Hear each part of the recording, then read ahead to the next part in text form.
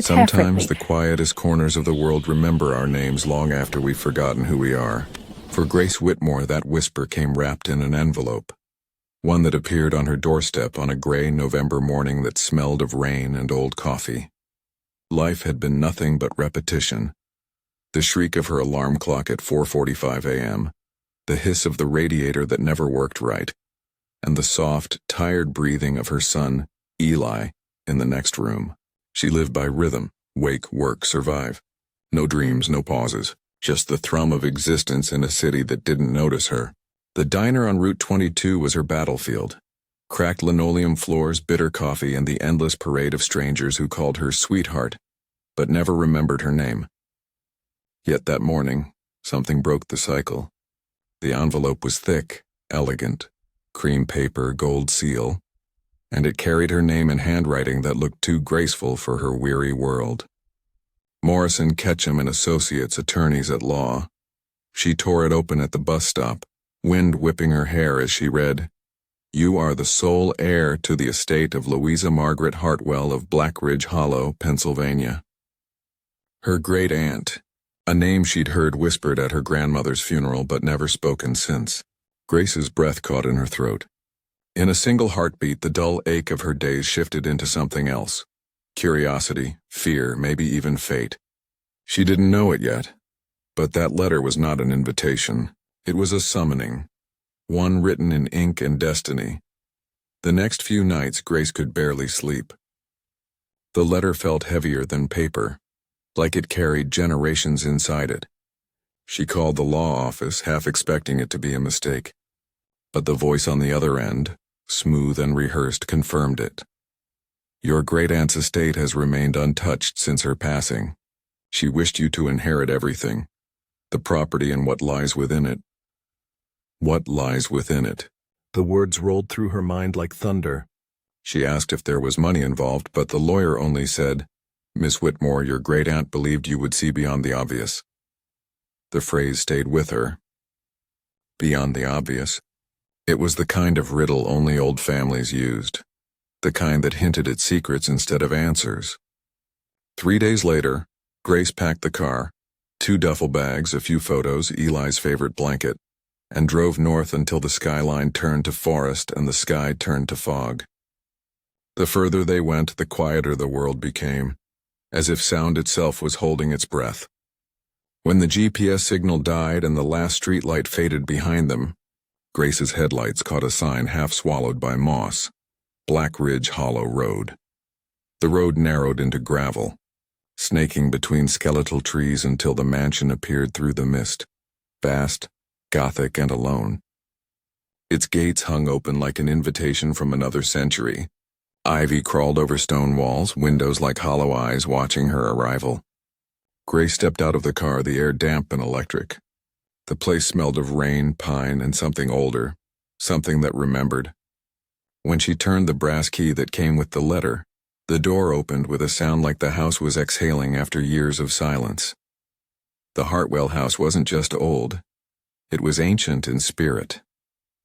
Dust motes danced through the dim light that spilled from the tall windows, illuminating a world frozen in time.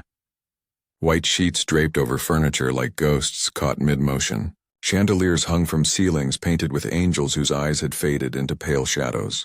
Every step echoed. Every breath stirred memories. Eli's voice broke the stillness. "Mom, look!" He stood by a grand piano, its keys yellowed and cracked, a small envelope resting on top. Inside were letters bound by blue ribbon, written in delicate cursive and dated 1943. Grace read aloud, her voice trembling. "The cellar must remain sealed. The vault is not for fortune, but for the future. Protected until the world deserves to remember." Her skin prickled. The air shifted. The house seemed to lean closer, listening. Upstairs, portraits watched her. Faces stern and hollow-eyed, names carved into plaques she didn't recognize. Louisa Hartwell stared from one of them, her painted gaze cold and resolute. Grace whispered, "What did you leave behind, Aunt Louisa?" That night, when the storm rolled over the hills, lightning flashed through the windows, and for an instant Grace thought she saw movement at the top of the stairs. A silhouette, standing still. But when she looked again, there was nothing. Only darkness, thick and patient. It began with a sound, a faint, rhythmic tapping beneath her feet as the storm battered the roof. She followed it down the hall, past the dining room and the broken grandfather clock until she reached the staircase. There, beneath the edge of a faded rug, she noticed a metal ring embedded in the floor. Her pulse quickened as she pulled it, revealing a trapdoor heavy with rust and dust. Eli begged her not to go, but curiosity drowned out fear. The air below smelled of earth and memory. With a flashlight trembling in her hand, Grace descended the narrow steps into a chamber that hadn't seen light in decades. The beam cut through cobwebs, revealing walls of stone, crates stacked in the corners, and shelves lined with glass bottles long dried out. It looked like a cellar, but not one meant for wine. At the far end was a door, circular and metallic, half buried in soil. On its face was an engraving, United States Assay Office, 1943. The edges shimmered faintly in the light, gold dust clinging to the seams. Grace reached out and brushed her fingers across the letters, and that's when the ground shook. A deafening crack split the ceiling. Plaster fell like rain. She grabbed Eli and stumbled up the stairs as the floor collapsed behind them. When the dust cleared, a beam of her flashlight revealed what had broken through. A gold bar, gleaming beneath the rubble. It was real, heavy, marked with the same insignia. Grace fell to her knees, holding it in disbelief. The letters, the house, the vault, it all connected. Her great-aunt hadn't been eccentric. She'd been guarding something monumental. By the next morning, Grace's world had changed. She returned to the house with Tom Brenner, an old friend from the diner, a man with hands like stone and a past he never spoke of. Together, they cleared the debris and pried open the vault. What lay inside was beyond comprehension. Rows of crates filled the chamber, each stamped U.S. government property. They cracked one open. Inside, gold bars stacked neatly, their surfaces dull with time but unmistakable in weight. Dozens of crates, hundreds, maybe thousands. Grace felt her knees weaken. Tom whispered, "This isn't treasure. This is history." In the back corner sat a ledger, its pages brittle but legible. Operation Hearthstone, 1943. A secret U.S. program to disperse national reserves in hidden estates during World War II, in case of invasion. Louisa Hartwell had been one of its chosen guardians. Her duty wasn't to keep the gold, it was to keep the secret. Grace ran her hand along the ledger's spine, her voice shaking. She was protecting this.